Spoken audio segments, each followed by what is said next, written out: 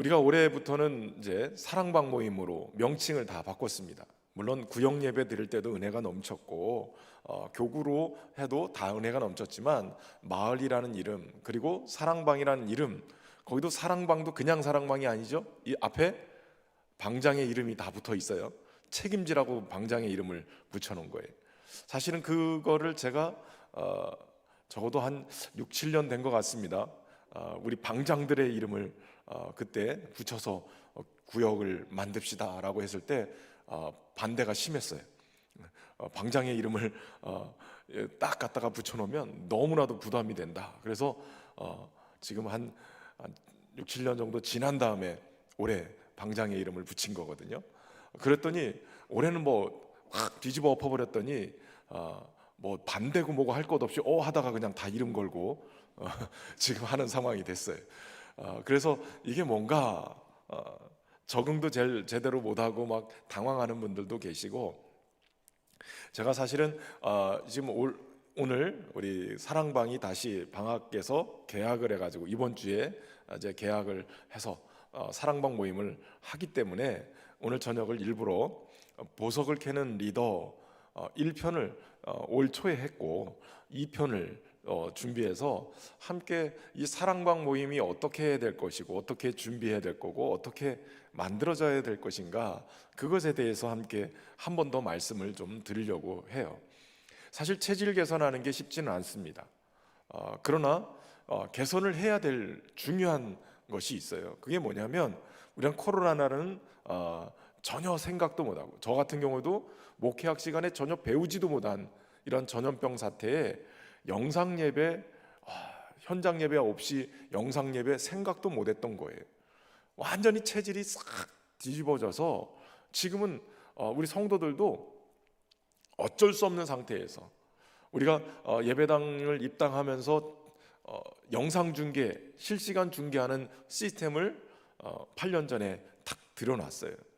무조건 영상 중계하게끔 합시다. 그때는 코로나를 전혀 생각도 못하고 우리 성도들 중에 저기 나이지리아로, 저 러시아로, 중국으로 세계 각국에 이렇게 파견되어져 가지고 계신 분들이 계세요. 때로는 또 질병 때문에 병원에 계신 분들도 계시고, 그래서 그분들이 어쩔 수 없이 예배 현장으로 나오니 못하니까 영상으로라도 함께 참여하면 좋겠다. 그래서 실시간 중계 영상 장비를 해서 그 시스템을 갖춰 놓은 거였어요.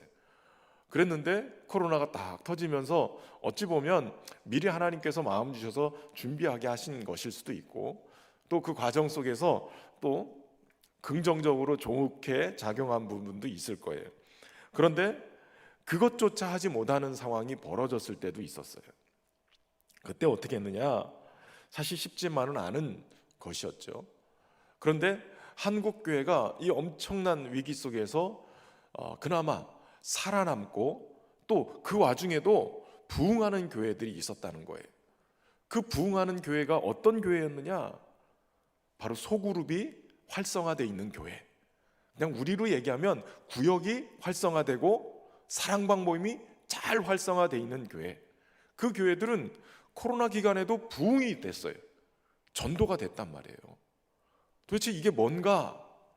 여러분, 코로나는 거리두기, 사회적 거리두기, 이게 사실 굉장히 사회적으로 거리를 둔다? 여러분, 인간은 사회적 동물이다. 내지는 사람이 행복감을 느끼기 위해서는 혼자서는 절대 행복하지 않는데요. 내향적인 사람보다 외향적인 사람이 더 행복한 이유는 자꾸 사람을 만나기 때문에 행복하다는 거예요. 만나야 인간과 인간 관계 안에서 때로는 상처도 받고 어려움도 있겠지만, 그러나 그 만남 속에서 주는 유익이 행복으로 다가오는 거예요. 그래서 이 소그룹 모임이 사회적 거리두기 때문에 교회도 못 모이고 어떤 모임도 다 못 모이고 다 못 모일 때, 우리 학생들 같은 경우에 보니까 줌으로 인터넷으로 같이 모여서 그룹을 짓고, 그리고 그 모임 안에서 저녁 먹는 모임도 하는 거예요. 그건 우리 어른들은 안 해보셨죠? 우리 학생들은, 청년들은 모여가지고 샌드위치를 사든 햄버거를 사든 아니면 뭘 사가지고 저녁을 먹으면서 줌으로 화상 채팅을 하는 거예요. 그러면서 같이 식사 모임을 줌으로도 하는 거예요. 그런 소그룹 모임도 그렇게 또 하나님의 말씀을 그런 차원에서 같이 통화도 하고 영상으로도 하고 뭐 이러면서 소그룹 모임을 계속하면서 끈끈한 정을 유지했다는 거예요. 외롭고 쓸쓸하고 혼자서 저 밑바닥으로 떨어질 수 있는 그런 우울한 상태에서 소그룹이 잘 활성화되니까 안부도 묻고 건강 상태도 체크하고 영적인 그 부분에서 조언도 해주고 함께 은혜를 나누다 보니까 그 모임을 통해서 계속 활성화가 되는 거예요. 그래서 그런 소그룹이 잘 활성화된 교회들은 부흥을 했다는 거예요. 그럼 그렇다면 코로나가 지금도 또 요즘 유행이고 코로나뿐만 아니라 각종 질병들이 전혀 생각하지 못한 일들이 막 벌어지는 거예요. 그리고 지금 지구 온난화 때문에 올 여름 굉장히 우리가 어렵게 지내왔잖아요. 더위 때문에 아주 난리였는데, 그런데 여러분 계속 이 온난화 현상이 일어나면서 남극이든 북극이든 얼음이 빙하, 동토층이라고 그동안 꽝꽝 얼어서 절대로 녹지 않을 것이다 했던 그곳이 녹으면서 어떤 일이 벌어지냐면 얼어붙었던 숨겨져 있었던 바이러스들이 막 등장하는 거예요. 그래서 우리가 생각도 못한 질병이 몰려올 수도 있는 거예요. 그랬을 때 교회가 이 시스템 가지고 살아남겠느냐, 이런 고민을 하게 되는 거예요. 여러분, 이 시스템 가지고 우리의 신앙을 보존할 수 있겠느냐 라고 했을 때 체질 개선을 하지 않으면 안 된다는 거예요. 어느 공동체보다도 더 강력한 공동체로 세워져야 우리의 신앙도 든든히 세워지고, 그리고 더 나아가서는 하나님의 이 부흥을 경험할 수 있게 되는 거예요. 그래서 이 소그룹 모임을 더 활성화하기 위해서 사랑방이라는 이름, 느낌이 좋잖아요. 사랑방 하면 왠지 아랫목에 탁 모여가지고 군고구마를 막 까먹으면서 막 그러면서 함께 그냥 지금 더위니까 시원한 수박을 그냥 해가지고선 꽁꽁 얼린 그 얼음 막 동동 띄워가지고 그렇게 해서 화채를 만들어 먹으면서 서로 막 대화하고 밤새도록 그 사랑방의 모임을 통해서 속도 드러내놓고 그러면서 함께 기도할 수 있고, 그런 어떤 사랑방이 끈끈하게 모이면 그 속에서 질병도 어떤 전염병도 사회적 거리두기 뭐 이것 때문에 다 무너져 가는데 더 단단하게 묶일 수 있는 그런 계기가 된다는 거예요. 그 사랑방 모임을 활성화하기 위해서 올해부터 준비했던 게 바로 이 성경 공부를 우리가 하는 거예요. 주보에 사랑방 모임 이거 가지고 계시죠? 예. 이 질문지를 만들어 놓고 해보시라고 그랬더니 지난 6개월 동안 7개월 동안 우리 성도들이 굉장히 당황하셨어요. 그 당황한 것 때문에 목사님들을 들들 볶아가지고 답 달아달라고 그래가지고 답을 아예 달아서 그걸 가지고 성경 공부하신 분들이 계셔서 이거 이렇게 되면 체질 개선 절대 안 된다, 이런 생각이 들어서 함께 한 번 더 정리를 할 생각을 하고 있고, 그리고 유명한 소그룹 지도자들을 이렇게 좀 초빙을 해서 우리가 하반기 사역쯤에 그 소그룹 이렇게 인도자 교육들 이런 것들을 좀 할 계획을 가지고 있어요. 그래서 우리 사랑방 지도자들이 좀 훈련되어져서 그렇게 하나님의 말씀으로 사랑방을 만들어가면 어떤 위기가 찾아와도 더 끈끈하게 뭉칠 수 있는 그런 계기가 될 거예요. 자, 여러분, 지금 사도 바울은 디모데에게 무릇 그리스도 예수 안에서 경건하게 살고자 하는 자는 박해를 받으리라 라고 얘기를 합니다. 그 얘기는 지금 디모데가 처해 있는 목회 현장, 교회 공동체, 그것이 박해 현장이라는 거예요. 네가 경건하게 예수 그리스도 안에서 살려고 하면 박해를 받을 수밖에 없다. 그리고 앞에 부분에서 우리가 말씀을 살펴보면 말세에 나타날 징조로 하나님을 외면하고 진리에 대적하고 자기중심적으로 살아가는 이러한 사람들에 대해서 쭉 열거를 하고, 사도 바울이 그런 과정 속에서도 나도 박해를 받고 어려움을 처하고 그런 과정 속에 있었다. 근데 네가 내 모습을 보았지 않느냐? 무릇 그리스도 예수 안에서 경건하게 살려고 하면 박해가 있다라고 얘기하는 거예요. 믿는 자들에게 있어서 악한 자들, 속이는 자들 더 악해지고 더 속이게 되어져서 무엇이 진리인지를 막 헷갈리게 만드는 그런 혼란스러움도 있고, 박해도 찾아와서 우리의 믿음을 흔들어 버리는 일들도 있을 수 있다는 거예요. 그럼 그런 상황 속에서 어떻게 할 거냐? 사도 바울이 얘기하는 거예요. 너는 배우고 확실한 일에 거하라. 배우고 확신한 일에 거하라. 그러면서 너가 누구한테 배웠냐? 그 배우고 확실한 일이 뭐냐?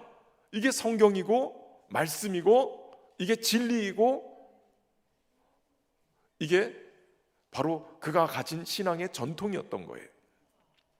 그러니까 이 확실한 일을 가지고 있지 않고는 이 속이고 거짓말하고 악하고 핍박하는 세계 속에서 살 수 없다는 거예요. 믿음을 지킬 수 없다는 거예요.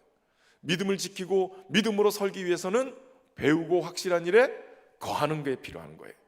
하나님의 말씀, 어려서부터 성경을 알고 그 성경이 너를 여기까지 인도하지 않았느냐? 그리고 사도 바울이 그동안 깨달은 진리들을 디모데에게 계속 가르쳤는데 그것을 네가 확실히 붙들어야 된다라고 얘기하는 거예요. 여러분 어떠세요? 신앙생활 몇 년 하셨어요? 몇 년 하셨어요? 우리 박경림 이사 몇 년째예요? 7년. 예, 7년.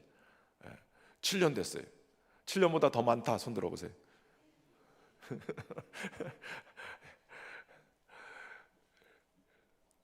여러분 신앙생활을 오래 하는데 적어도 주일날 빠지지 않고 설교를 들어도 여러분 1년에 52주 주일날 설교를 적어도 52번을 들은 거예요. 52번. 이걸 10년이면 520번을 듣는 거예요. 적어도 여기 계신 분들 지금 보니까 몇십 년 된 분들도 계세요. 그러면 주일날 한 번 설교 듣는 것만 해도 수천 번을 듣는 거예요. 수천 번을. 그런데 우리의 신앙이 이렇게 계속 이렇게 금방 올라가면 좋은데 그게 안 된다는 거예요. 왜냐하면 배우고 확신한 일에 거해야 되는데 배우는 것도 잘 안 되고 확신하는 일도 잘 안 되고 거하는 일이 안 되는 거예요. 배우고 확실한 일에 거하는 것까지 갈 수 있어야 우리의 믿음이 단단하게 서게 되는 것이죠. 환난을 극복할 수 있는 믿음이 되는 거예요. 그러기 위해서 배우고 확실한 일에 거하기 위해서 어떻게 해야 되냐? 성경을 더 깊이 배우고 확신하면서 그 말씀이 나를 이끌어가도록, 내가 말씀 안에 그냥 퐁당 빠져서 그 말씀 안에 살아갈 수 있도록 만들어줘야 된다는 거예요. 얼마 전에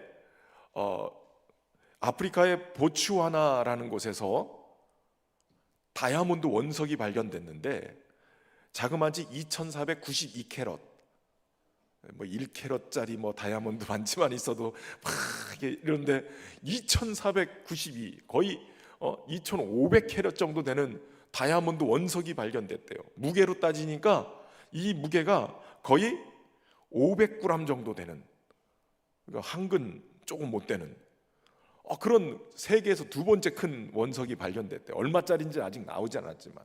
그런데 이게 1905년에 큰 원석이 하나 발견되고 지금 100년이 넘어서 발견이 된 거예요. 그 광산에서, 그 다이아몬드를 그렇게 캐는 광산에서 이 엄청난 다이아몬드 원석이 발견된 거예요. 이거 발견한 사람 얼마나 째졌을까? 이거 발견했을 때 얼마나 기분이 좋았을까요? 여러분, 우리는 하나님의 말씀이 보석과 같다고 믿어요. 그 말씀이 그저 겉에 수박 겉핥기식으로 그냥 아는 것이 아니라 깊이 들어가서 그 말씀의 깊은 은혜의 바다에서 정말 보석과 같은 말씀을 캐낼 수 있어야 된다는 거예요. 그럼 보석과 같은 그 말씀을 캐내기 위해선 뭐 해야 되냐? 어떻게 해야 되냐? 우선 우리 사랑방 방장님들은 인도를 해야 되니까 사랑방 방장님들은 제일 먼저 이 성경 공부 인도를 하실 때 해야 될 일이 뭐냐면 성령님을 의탁하는 거예요. 성령님을 의탁하는 거예요. 성령께서 계시의 영을 주셔야 하나님의 말씀을 잘 깨닫고 성도들도 그것을 알 수 있게 되는 거예요. 여러분, 제가 주일날 우리 성가대가 찬양할 때 앉아 있다가 기도하고 올라오거든요. 주일날 설교를 위해서 저는 어떤 기도를 하냐면 성령께서 주장해 주셔서 오늘 이곳에 나와 있는 모든 성도들의 영안을 열어주시고 마음을 열어주시고 하나님의 말씀을 깨달을 수 있는 계시의 영으로 함께 해주십시오. 최근에 제가 기침을 많이 해서 하나님 성대를 주장해 주시고 호흡기를 주장해 주시고 그래서 저의 모든 기관과 모든 것이 심지어는 감정과 제스처와 언어와 생각과 감정까지도 하나님 주관해 주셔서 성령께서 오늘 꼭 하시고 싶은 말씀을 저를 통해서 해 주십시오. 그리고 기도하고 올라오거든요.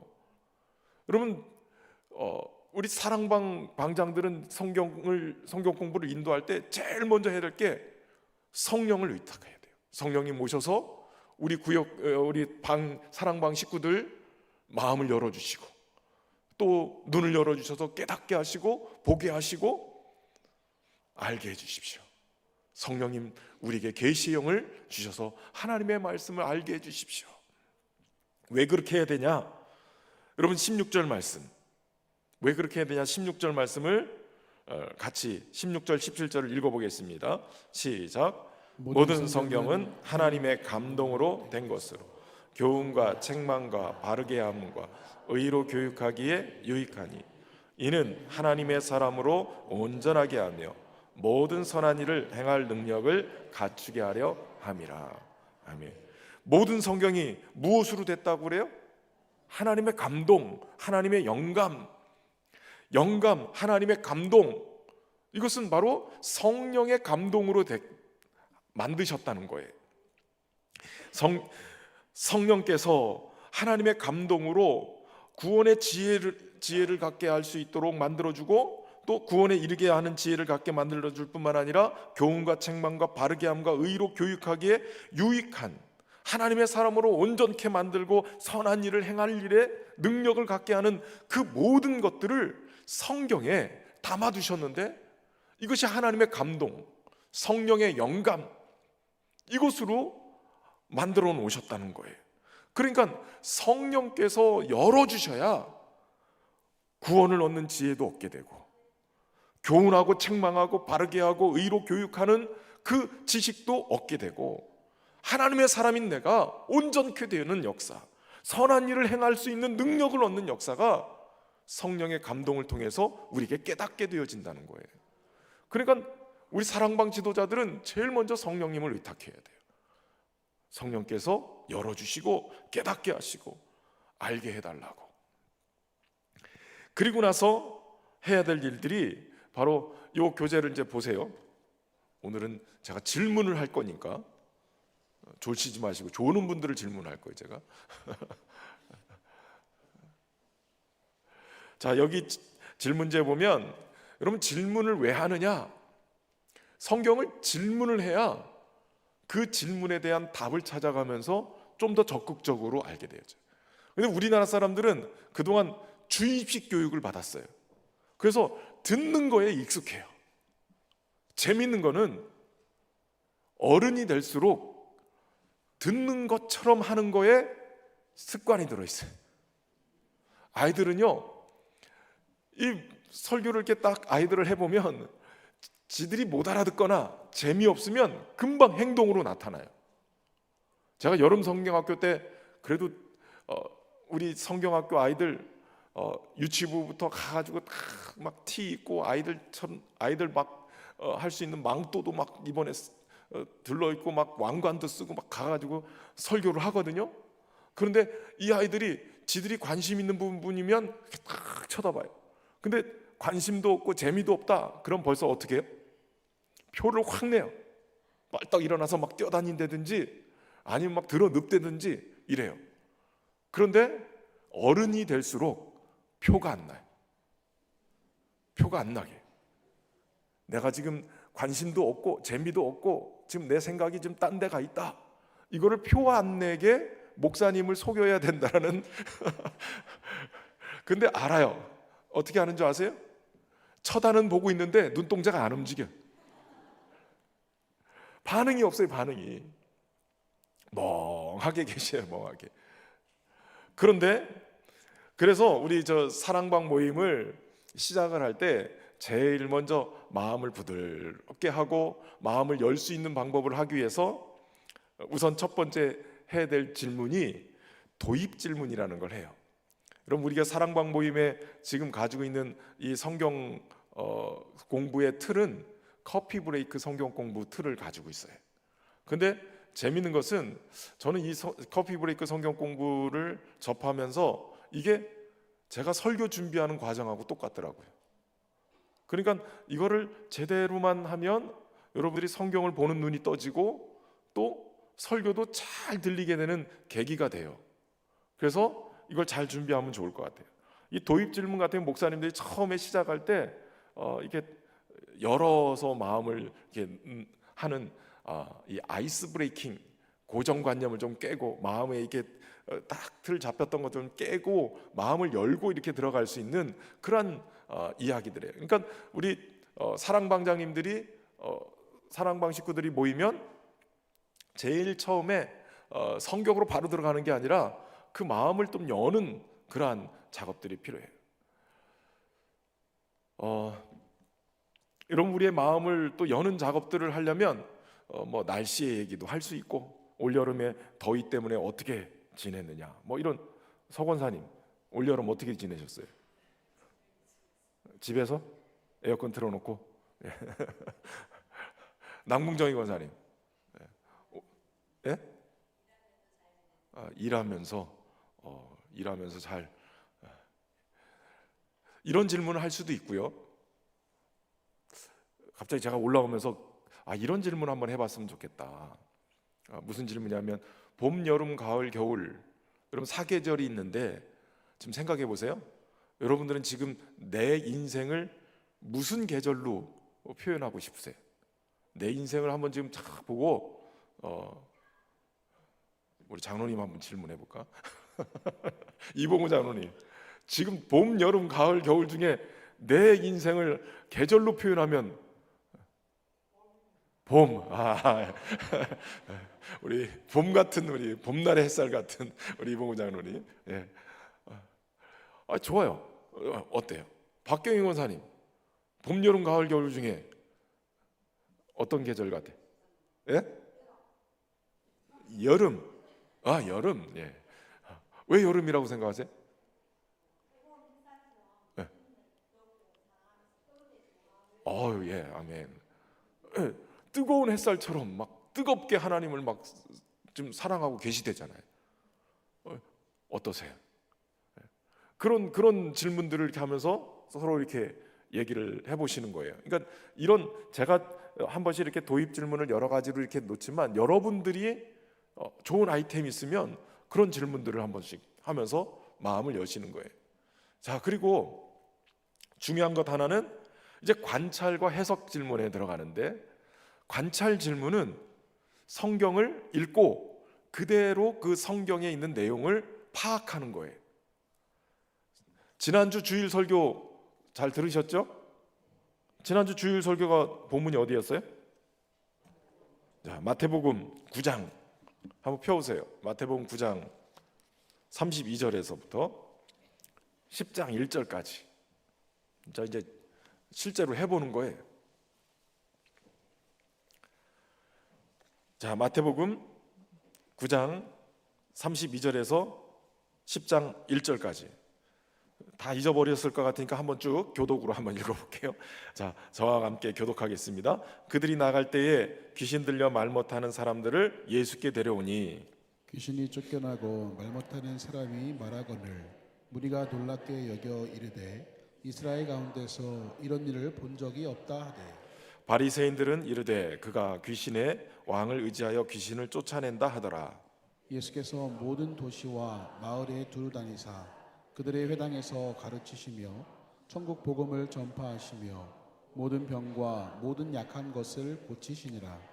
무리를 보시고 불쌍히 여기시니 이는 그들이 목자 없는 양과 같이 고생하며 기진함이라.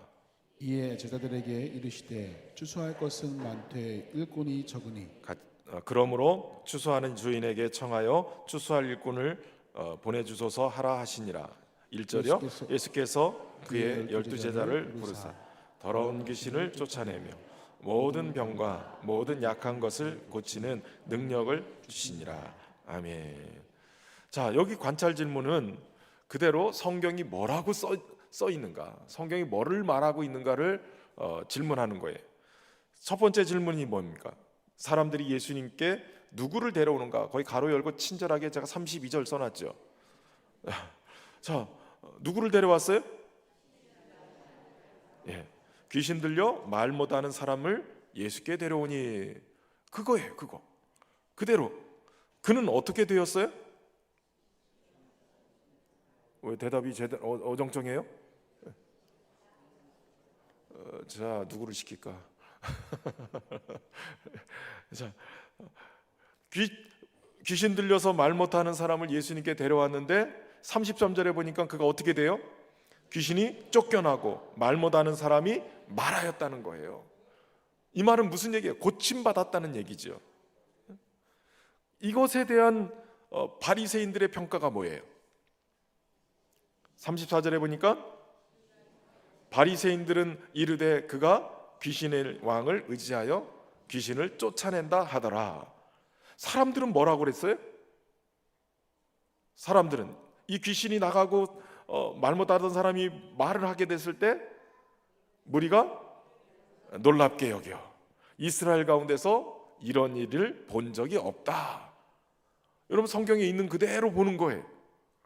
그러니까 있는 글자 그대로 읽기 때문에 관찰 질문을 할 때는 그냥 성경을 보고 그대로 그 내용을 파악하는 데 있어요. 그러니까 이거는 한글만 제대로 읽을 줄만 알면 어른이나 아이나 상관없이, 초신자나 또 오래 교회 다닌 성도들이나 상관없이 이 질문에 대답을 할 수 있는 거예요. 원래 커피 브레이크 성경공부를 지난번에도 소개했지만 초신자용도 아니고 아예 교회를 안 다니는 사람, 믿지 않은 사람도 이 성경 공부를 그들에게 성경 공부를 하게 하기 위해서 교회로 이렇게 안내하기 위해서 만든 성경 공부가 커피 브레이크 성경 공부예요. 그러니까 이 성경 공부를 성경을 읽고 그냥 그 파악하면 되는 거예요. 그럼 3번에 예수께서 모든 도시와 마을을 다니면서 하신 일이 무엇인가? 무엇이에요?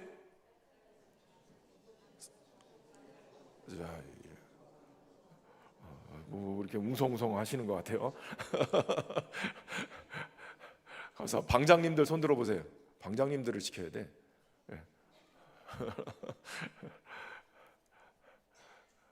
자, 예수님께서 모든 도시와 마을을 다니면서 하신 일들은 35절에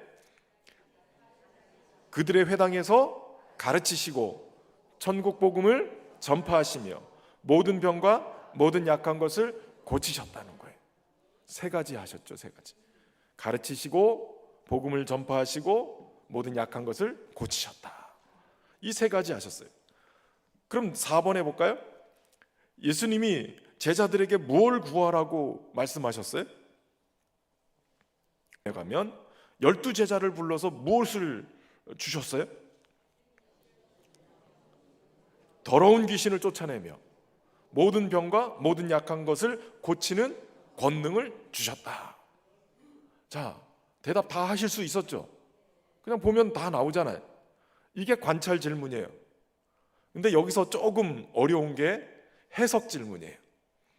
그러니까 본문을 관찰해서 그 내용을 파악을 하고 이제 여기서부터는 이 본문이, 이 내용이 뭘 말하려고 하는가, 이걸 해석하는 게 중요한 거예요. 해석 질문을 제가 몇 가지 넣어놨는데 2번에 보면 왜 그렇게 평가한다고 생각하는가, 이렇게 질문을 넣어놨어요. 지금 바리새인들이 예수님이 병 고친 것을 가지고 뭐라고 평가했다고 그랬어요? 귀신이 들려가지고 귀신의 왕을 의지해서 귀신을 쫓아냈다라고 평가했어요. 왜 바리새인들이 예수님을 귀신의 왕을 의지해서 귀신을 쫓아냈다라고 그렇게 평가했는가? 왜 그런 것 같아요? 이런 일을 본 적이 없으니까. 또 왜 그렇게 평가를 했을까요?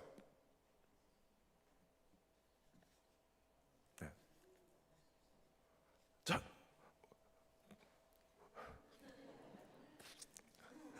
자유롭게 얘기하셔도 돼요. 이런 일이 본 적이 없으니까 저는 상상도 못했어요. 근데 딱 박경림 집사님 얘기하시니까 그거 맞다. 이런 걸 본 적이 없으니까 그것도 괜찮아요. 왜 이런 평가를 바리새인들이 했을까요? 주변에 다른 사람들은 이런 일이 어떻게 이스라엘에서 본 적이 없는데 어떻게 이런 일이 있을까 하고 놀랍게 여겼단 말이에요. 그리고 다른 복음서에 보면, 제가 설교 때 말씀드렸죠, 다른 복음서에서 보면 이들이 하나님을 찬송했다. 그런데 바리새인들은 바알세불 이런 얘기해가면서 귀신의 왕을 의지해서 귀신을 내쫓았다. 바리새인들이 이렇게 예수님을 귀신의 왕을 의지해서 내쫓았다, 귀신을 내쫓았다라고 얘기하는 게 긍정적인 평가일까요? 부정적인 평가일까요? 부정적인 평가라고 그러면 왜 그렇게 평가를, 그렇게 얘기를 했을까요? 예? 좀 크게 좀 얘기하세요. 예. 예수님을 제대로 알지 못하기 때문에, 예수님이 하나님의 아들인 것을 제대로 알지 못하니까. 그 말도 맞아요. 또 바리새인들의 이런 의도는 또 어떤 의도가 있을까요? 예수님을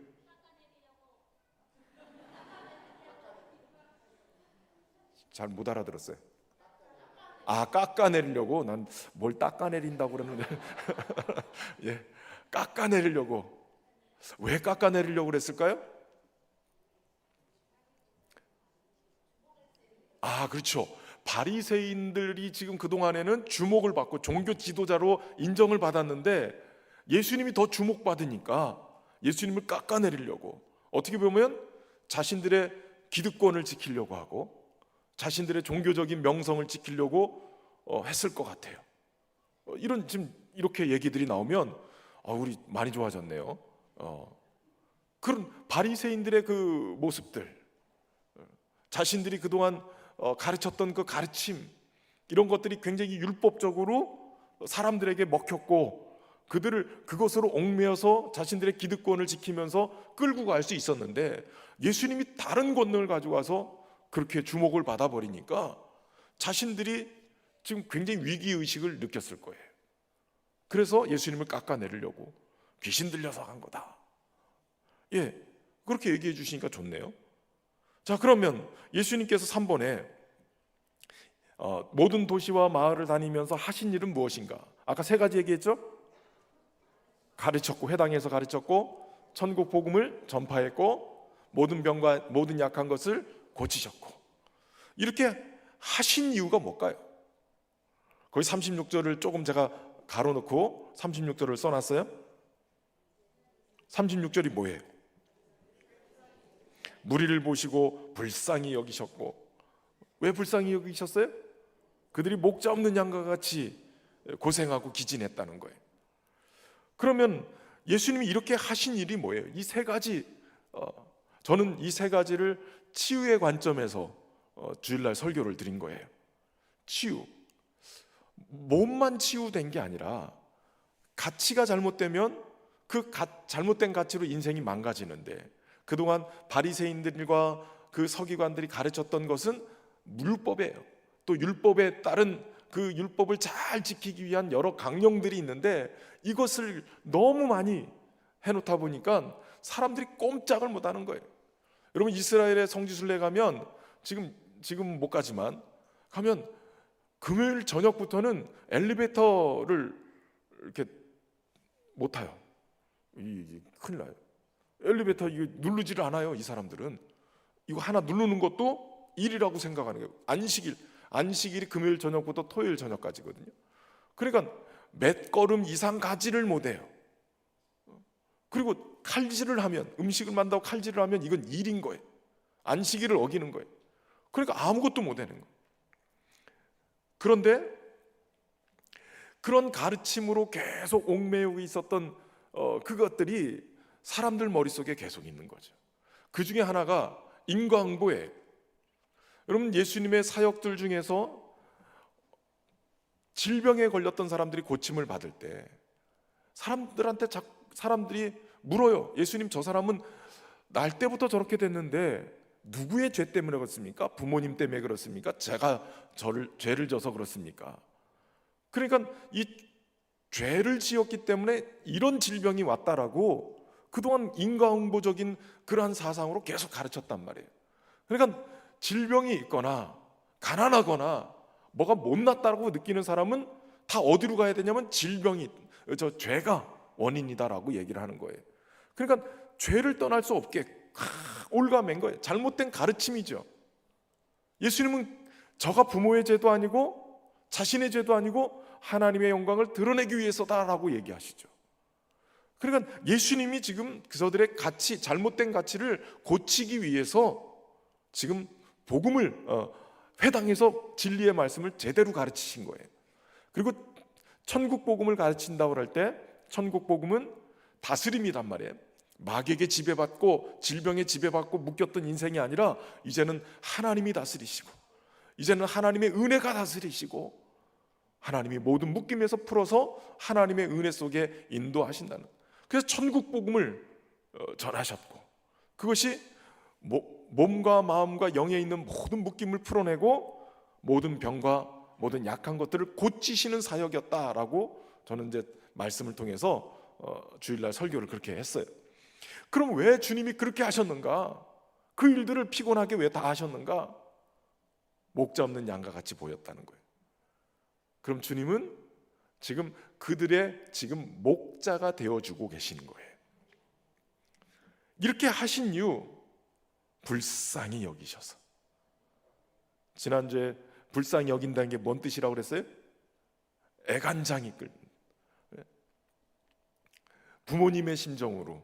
부모의 심정으로 자녀를 바라보면서 애간장이 끓는 것처럼 그런 마음으로 계속 주님이 찾아온 무리들을 품고 계셨던 거예요. 그들의 목자가 되어 주셨다는 거죠. 자, 그리고 나서 예수님이 제자들에게 추수할 것은 많되 일꾼이 적으니 추수하는 주인에게 추수할 일꾼을 보내주소서라고 구하라 라고 얘기하셨다고 그랬죠. 이건 도대체 뭘 말해주려고 하는 걸까요? 제자들에게, 그것도 제자들에게 이걸 시켰어요. 왜 이런 얘기를 추수할 일꾼을 보내달라고 시켰을까요? 왜 예수님이 제자들에게 이 얘기를 하라고 하나님께 구하라고 그렇게 청했을까요? 갑자기 조용해지셨네요. 왜 그렇게 그것을 요구하셨을까요?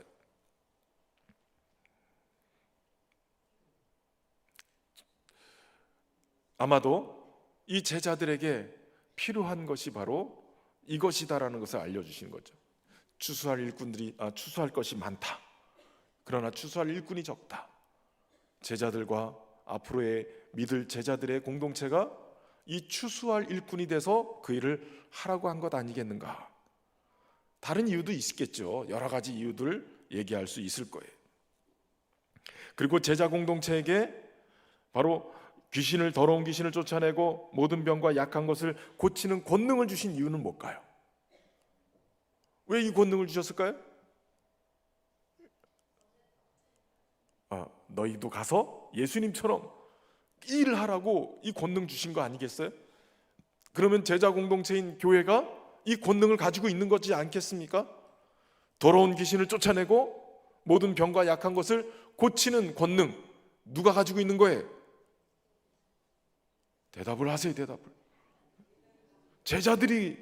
제자들에게 이것을 주셨고 제자 공동체인 교회가 이걸 가지고 있는 거예요. 교회는 누구예요? 내가 곧 교회예요. 사랑방장님들이 교회예요. 마을 지도자들이 교회고요. 사랑방이 교회인 거예요. 그러면 사랑방에 모인 성도들이 모여서 가슴 아픈 얘기하고 그것 때문에 고통하고 있고 뭔가 기도하고 해야 될 그 문제들이 있다면 그 공동체는 뭐 해야 돼요? 하나님 주신 이 권능, 더러운 귀신을 쫓아내고 모든 병과 약한 것을 고칠 수 있는 이 고치는 치유의 권능 가지고 어떻게 해야 돼요? 함께 기도해야 되고, 그러면 그 공동체 안에서 치유와 회복의 역사가 일어날 거예요. 이 권능을 가지고 사용할 수 있어야 돼요. 그래서 적용 질문까지 가면 우리는 이걸 어떻게 적용할 거냐, 이걸 가지고 서로 구체적으로 얘기할 수 있어야 되겠죠. 시간이 지나니까 쫙 깔아지는 게 느껴져요. 빨리 끝나라는 사인 같아. 우리 아이들하고 똑같은 상황이 벌어져요. 여러분, 사랑방 모임에서 좀 더 구체적인 그 질문에만 딱 한정되지 마시고, 이렇게 하신 이유를 뭐라고 생각하나, 이건 무엇을 말해주고 싶은 것인가, 이런 것들을 여러분들이 질문하고 싶은 내용들을 우리 사랑방장님들이나 다른 구역의 식구들이, 사랑방 식구들이 그거를 좀 이렇게 생각을 하셔서 그 자리에서 질문하면, 이게 서로 질문하다 보면 전혀 생각지 못한 그런 대답들이 나오면서 성령께서 정말 우리의 그 깨닫는 지경을 넓혀주시는 역사가 일어나요. 그런 풍성한 은혜를 여러분들이 함께 누릴 수 있기를 바랍니다. 적용 질문할 때는 좀 더 구체적으로 가능한, 뜬구름 잡는 얘기 말고 구체적으로 내가 행할 수 있는 것들을 적용하는 것이 필요합니다. 적용까지 가야 이 성경이 내 것이 되어져요. 이 말씀이 내 것이 되어져요. 여기까지 잘 적용하시고 이번 하반기 우리 사랑방 모임이 더 풍성한 은혜를 누리며 사실 수 있기를 주의 이름으로 축원합니다. 기도하겠습니다. 참 좋으신 하나님, 하반기 시작되는 우리 사랑방 모임을 통해서 주의 말씀이 우리에게 구원에 이르는 지혜를 얻게 하시고, 또 하나님의 사람으로 온전케 하고 선한 일을 행하는 일에 더 능력이 되게 하는 그 말씀이 우리 안에 깨달아지고, 또 그 말씀으로 인하여서 사는 역사가 일어나기를 소망합니다.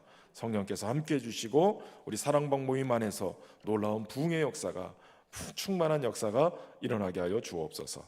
예수님의 이름으로 기도하옵나이다. 아멘.